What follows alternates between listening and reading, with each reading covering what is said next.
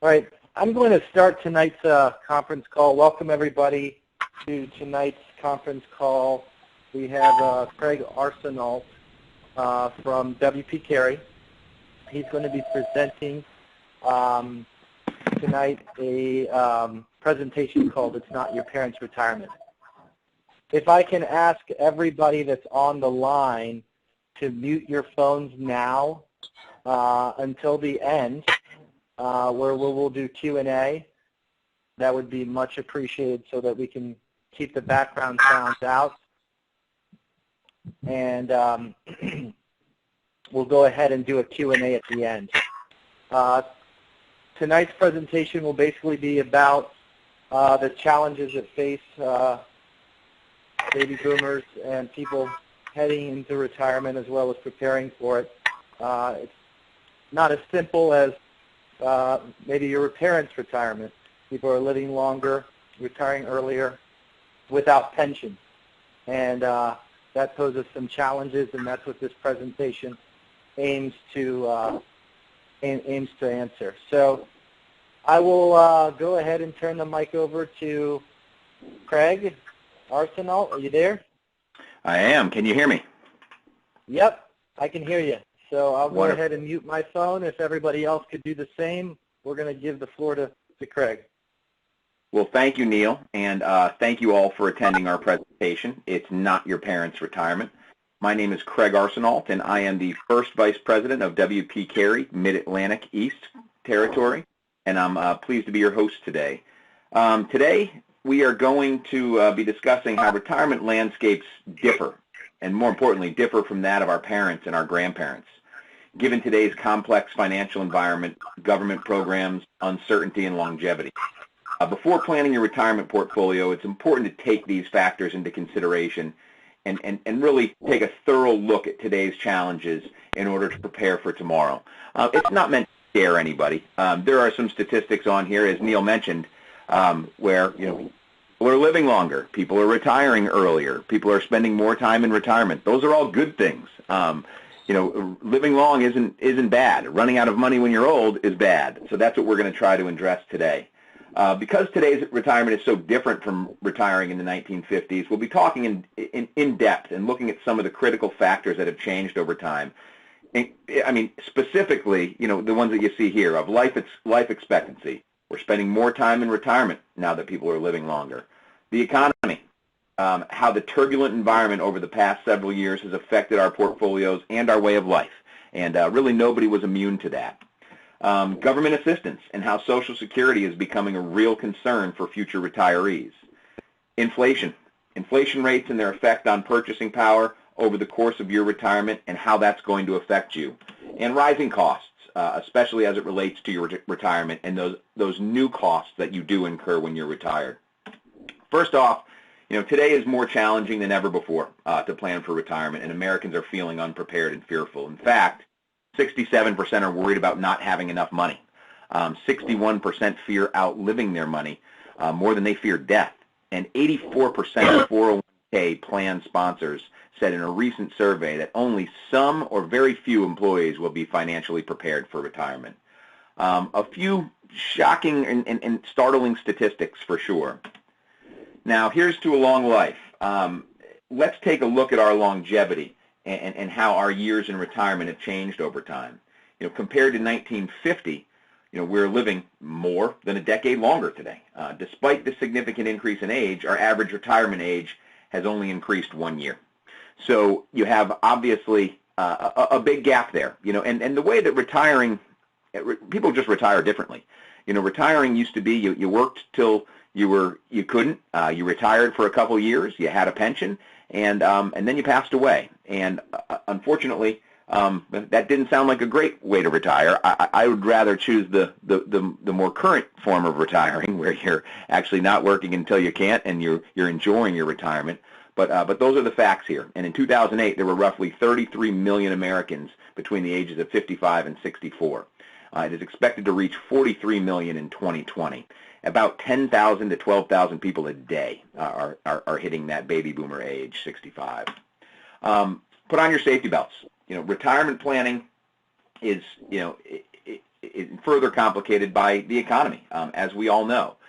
Unemployment, and these numbers are a little outdated, as you can see by the footnotes below, but 8.3% of Americans are currently unemployed, compared to 4.5% in the 50s.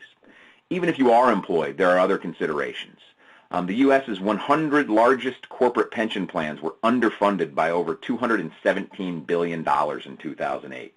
I think that pretty much everybody may know somebody who had a pension that was either supplementary, and it says supplementary benefits were pared down or even removed, and forced furloughs and time off.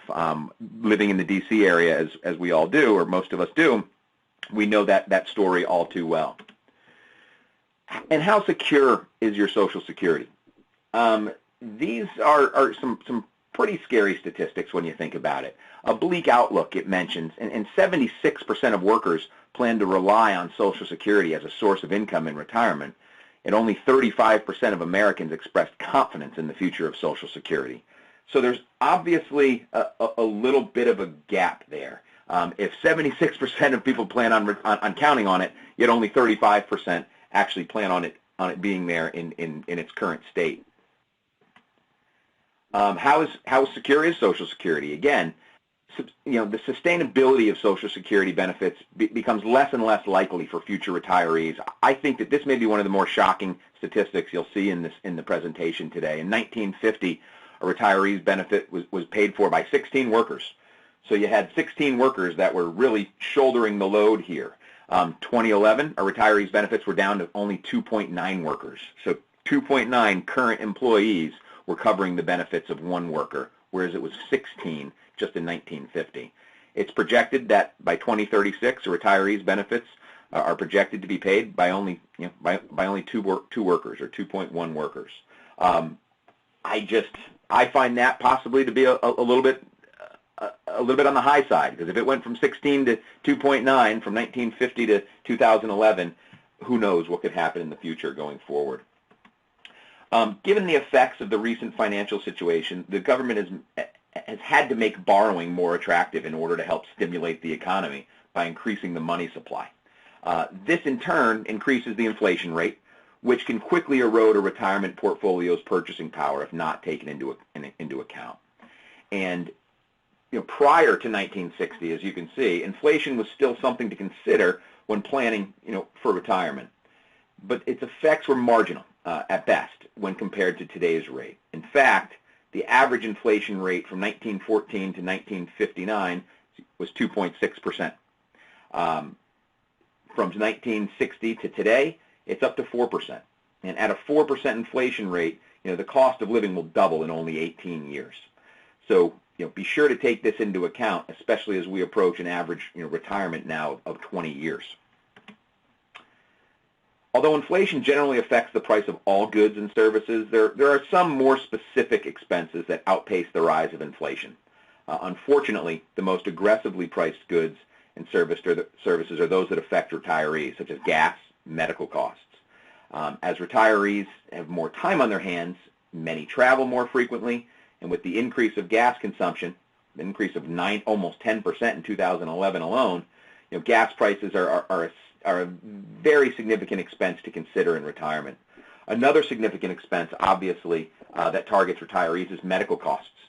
Medical costs, which increased to 9.2% in 2011.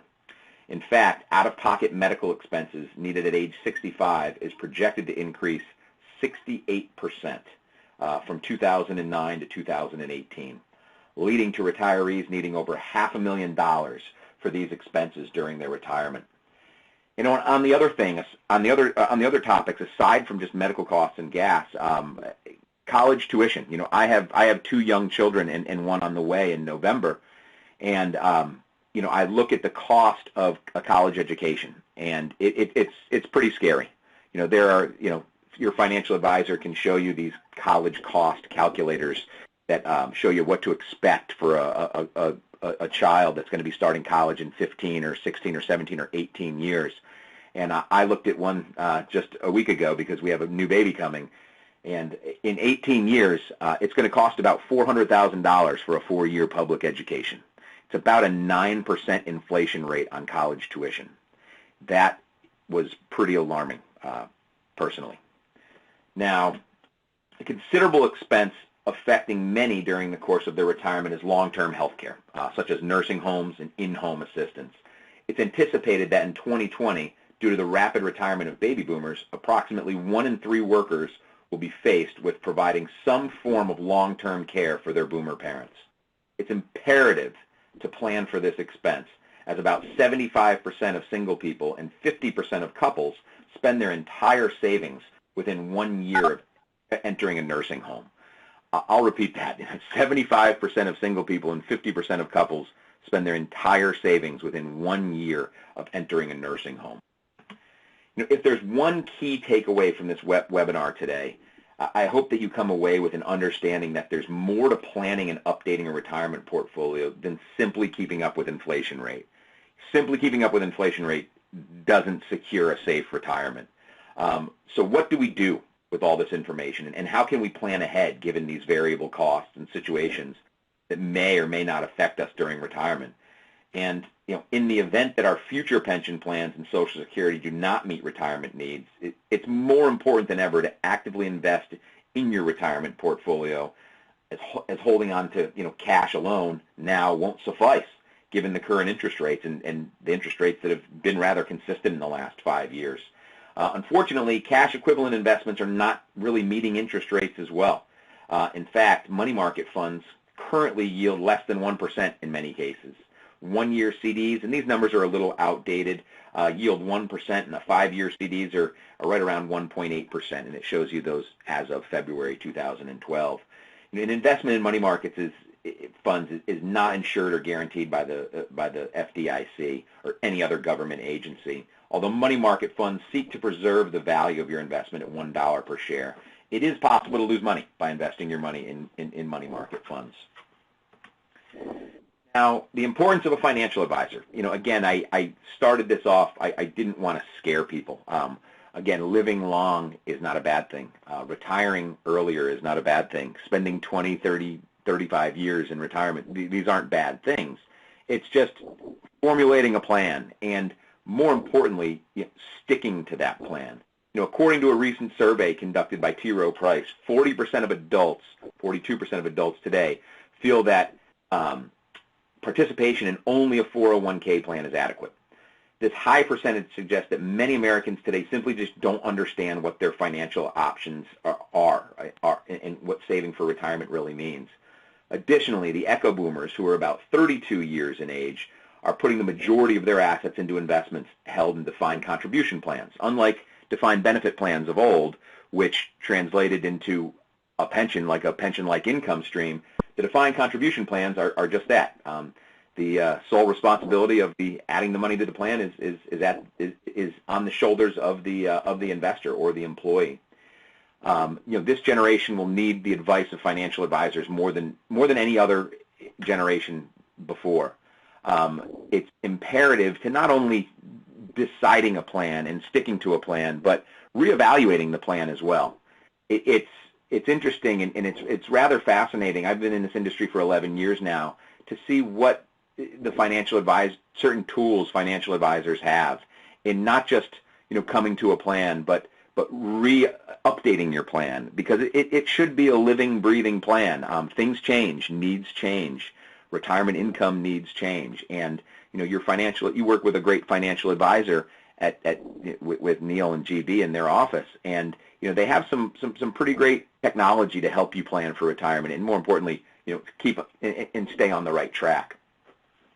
Considering all these issues we've talked about today, I'd like to share with you how spending time with your financial advisor, again, may help you plan for your future so you can be prepared to enjoy your retirement.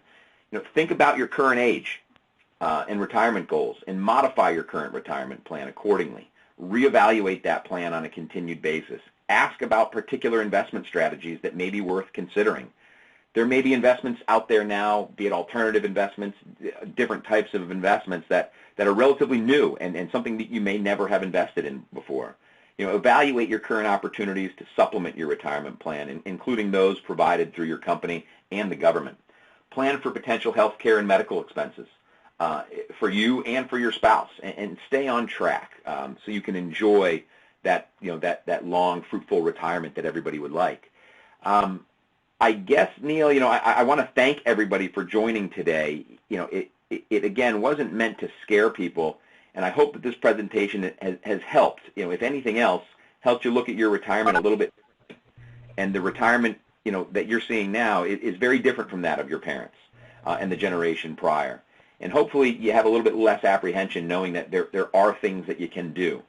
Again, I encourage you to discuss these challenging topics with financial advisors so you can empower yourself with a financial plan that works and helps not only meet but hopefully exceed your retirement goals.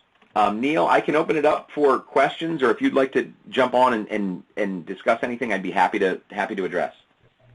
Sounds good, Craig. No, I appreciate that. That was very insightful. We'll open it up to Q&A. If anybody has their first question, we can go ahead and take that.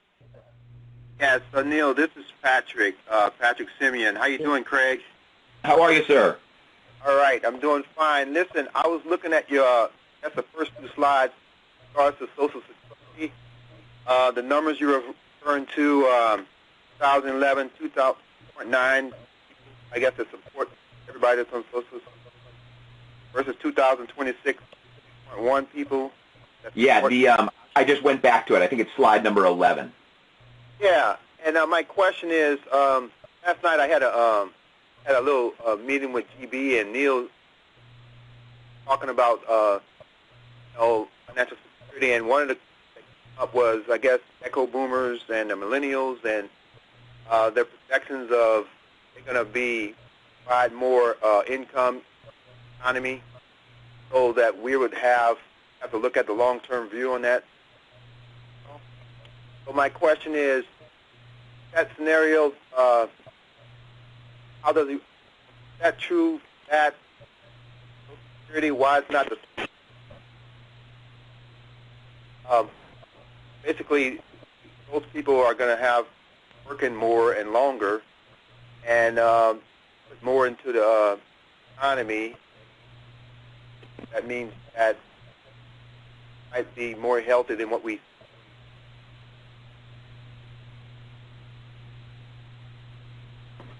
Neil, I'm cutting out there a little bit. Yeah, I heard a couple of, and I think the address was what can kind of make this better. He's basically regarding how basically the newer workers that are coming into the field, there's going to be a lot more of them.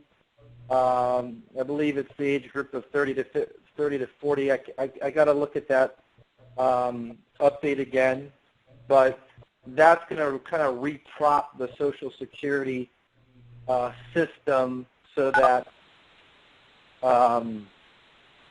folks heading into Social Security, not exactly right now, should be okay later on. The Social Security system will be a little bit better off in the future. That's what you're getting at, right, Pat?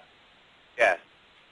Yeah, and I mean the one way to do it is we need more employees, we need more babies. I'm trying to do my part. We've got our third on the way, but it's just such a great unknown. It's just such a great unknown that you have this mass amount of people retiring and turning their lives from accumulating wealth to now distributing their wealth. And it's a very frustrating time to do that, because you have, if you're a 65-year-old today and you've been investing for 30, 35, 40 years since you started working, there's really never been a point in that client's or investor's time frame where if equities became too volatile, there was always relatively safer or less volatile securities, be it fixed income, treasury, money market, that generated an attractive yield. And right now, when the equity markets are at the all-time high, the fixed income market is where it is, and those so-called safe harbors really aren't as safe or as fruitful as they once were. But yeah, the on Social Security topic, it's just such a great unknown. What will happen? I know personally, I'm 37 this year. I'm not going to be counting on Social Security. I'm taking other means. If it's there, great. But I'm not going to be counting on it. And I just think that's a huge shift in mentality. You know, my mother's 68. My father passed away, and Social Security was just really an anchor for them. It was always the anchor. I'm not counting on it to be the anchor, or if it is, I just hope the water's not too deep.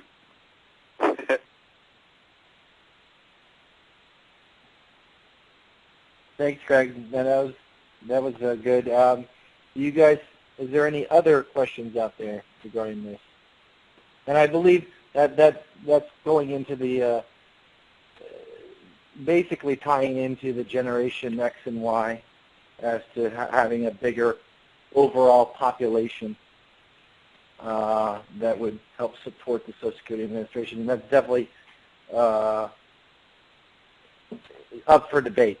And I agree with what you're saying, Craig. It's just an unknown, but it's definitely something that is out there that looks more promising for Social Security, that's for sure. Yep. I have a question. Sure. Can you hear me? Did you say your name? Yeah. This is Leisha. I emailed about Okay. this, say what it was. Basically, you know, the markets are doing very well, but I'm concerned that a major correction could be around the corner. Sorry, guys, about the noise. So how would you recommend those who are maybe planning to retire within 2 years or less readjusting their portfolio to, I mean, of course you can't tell the future, but how would you suggest, you know, some kind of a safeguard for your assets in your, you know, retirement in light of a possible correction very close to your retirement date? Neil, I'll leave that one up for you. Okay.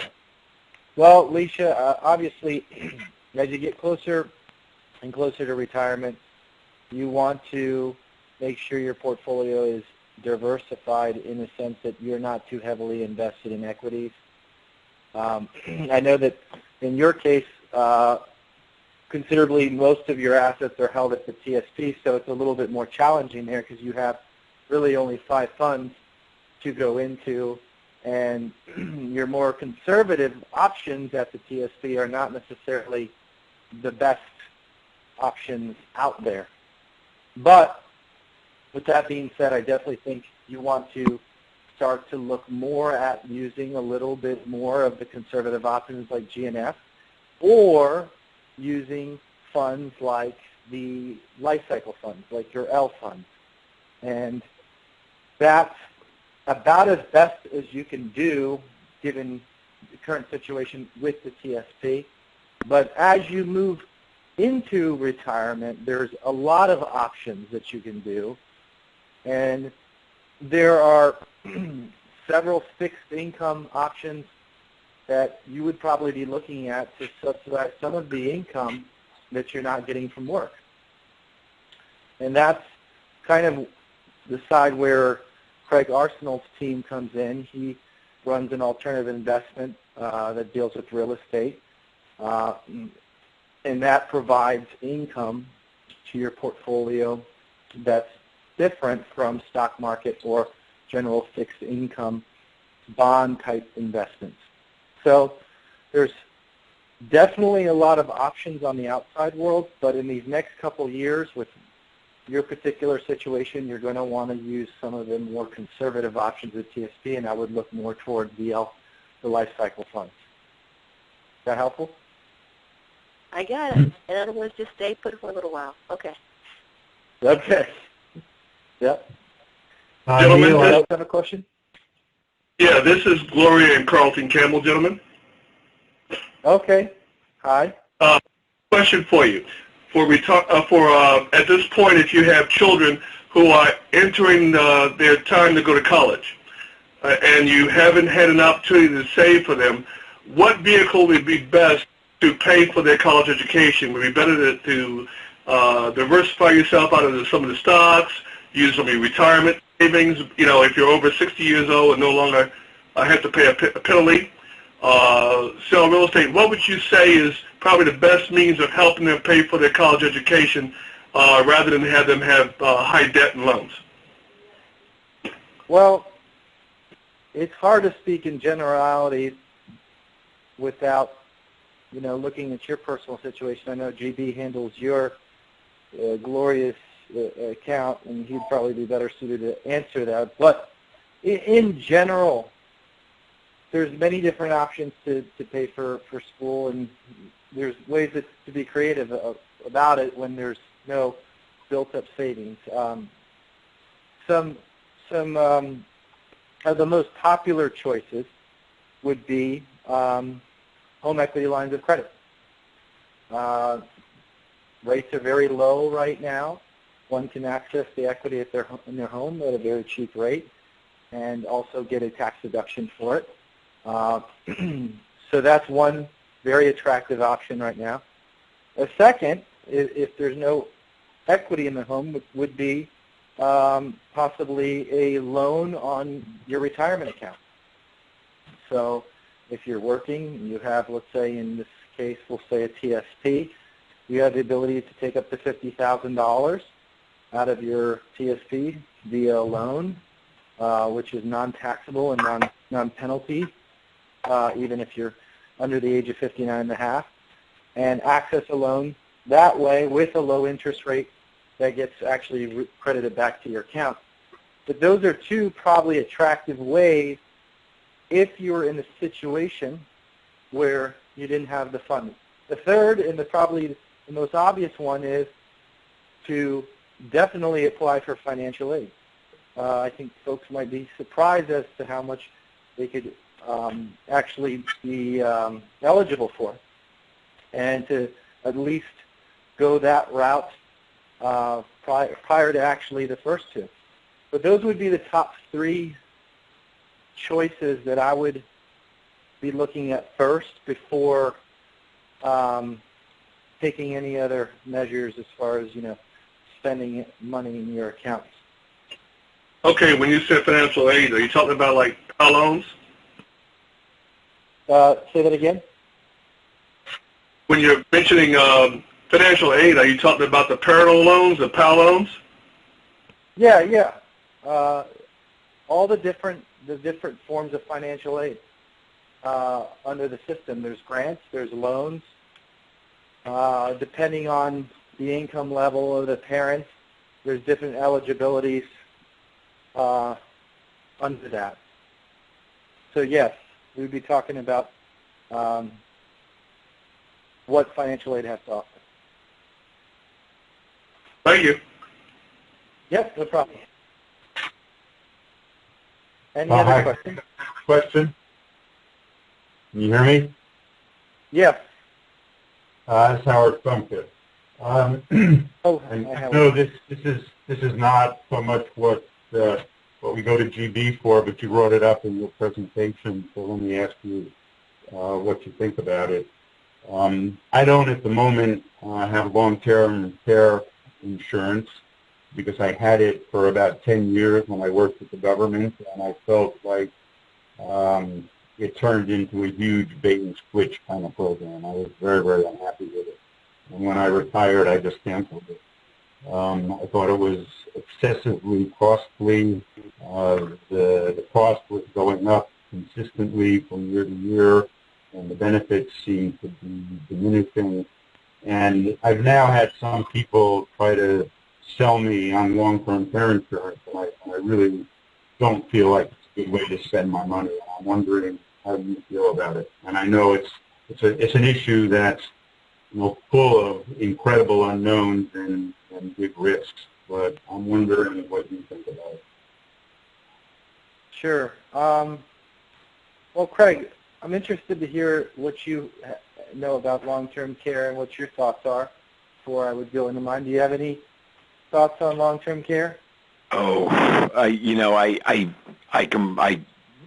really don't. I mean, I have many thoughts on them. I wish any of them were clear or would help anybody, however. I know that I was in the same position. I have it through my work. It is one of those costs that does seem excessive. It does seem like the benefits seem to decrease while the costs go up, which is going obviously in the wrong direction. But it's also one of those things that, now one of the slides that I showed, I think it said 75% of people will burn through their entire retirement savings in a year or two if something does happen and they are in assisted living facilities. So, at this point, there's just no silver bullet for long-term care. I don't believe. I'm not in that industry, so I don't really know it very well. I know it on a personal standpoint, but I do sympathize with that comment because I pay for it myself, and it does seem like something that the benefits do keep going down as the costs go up, and it is one of those things that unfortunately, I know that there's too many horror stories out there of people needing it and then they don't have it. I don't think anybody's ever looked back and said, I wish I had less insurance. Sure. No, that's helpful, and I think what I'd probably add to that, Howard, is I think it is definitely more of a case-by-case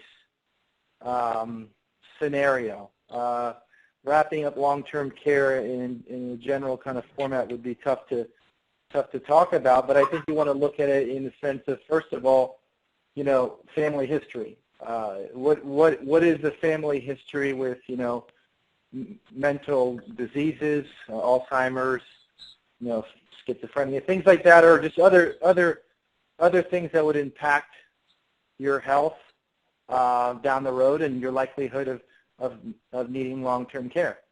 Obviously, if you have a high risk for that is definitely something that's going to be looming on your mind, and maybe the price that you're paying for that is worth just bringing your stress level down in retirement. The second would be estate planning. Do you have children? Is one of your biggest goals to leave money to the estate and for legacy planning?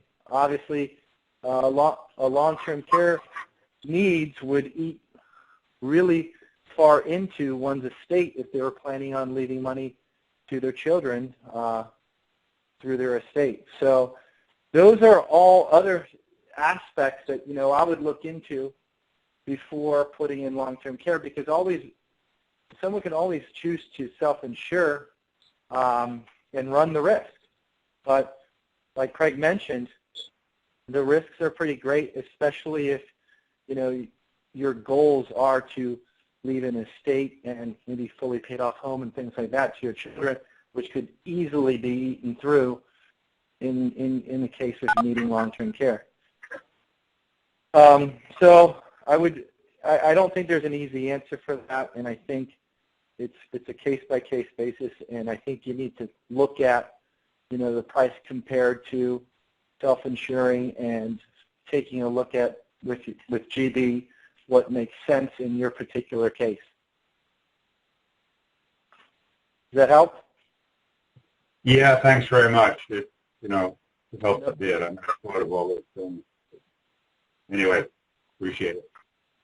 Sure. Any other questions? Yeah, Neil, this is Patrick. I just wanted to follow up with Howard's question, and I just want to say, Howard, I had the same situation.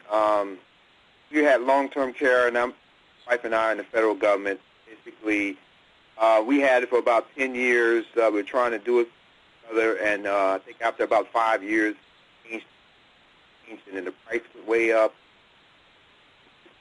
double, and they want us to pay more to keep the same amount of. And my mother-in-law actually had cancer, and so we had long-term care, and it turned out in the hospital with her it didn't start. So it came where she had to go home, and they started it, and then it was like I think we had to wait 90 days. We had to pay up. That we were not living. I mean, we were living away from her and all this. We had to pay all the bills, and then how to come in. We had a lot of red tape with that, and then we just felt very frustrated with the process. So we're not lawyers. able to figure this stuff out. Anybody else would have had this situation. It would have been a nightmare. Patrick, you're kind of cutting out. I don't know if there's anything you can do to readjust your phone there. Okay, I'm sorry. I'm just saying that she didn't collect part of her money because she passed away before that happened, but it was like a very expensive exercise, and I know that's the right answer, but I'm kind of in the same category with Howard, and I believe, I don't know if it's worth it in that. I understand what Craig is saying, that safety blanket, but I don't know if it really is, honestly. That's my thought. Well, thanks, Patrick. That's insightful. Do we have anybody else that has a question? I think we'll take maybe one more question and probably close out Q&A here.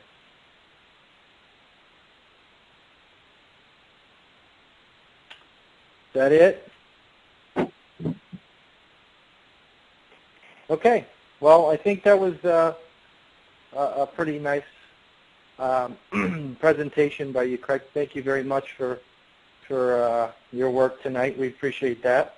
Happy to do it, and thank you, everybody, for joining. Okay. All right, I'm going to wish everyone good night. We will see everyone, I'm sure, in the office for your upcoming reviews. If you have any further questions or if we didn't fully explain everything that you wanted to hear tonight, especially in the case maybe of long-term care, feel free to bring that up in your, your annual or biannual reviews when you come into the office. We'd be happy to discuss that with you guys. Thank everyone for attending tonight, and have a good evening. Thank you. You too. Thank you. No problem. Bye-bye. Thank you. Good night.